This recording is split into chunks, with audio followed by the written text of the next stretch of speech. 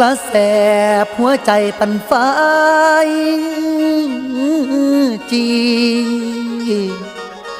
อายยืนถึงเวทีบ่เห็นเจ้าตกใจว่า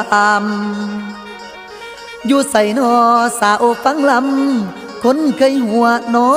ยุ่มยำตาหวานช้ำส่งพี่ชายหน้าเวทีบนนัดไว้เห็นแต่แม่มากับหลานสาวหางเครื่องมารายงานว่าเจ้านี้บอกคืนบ้าน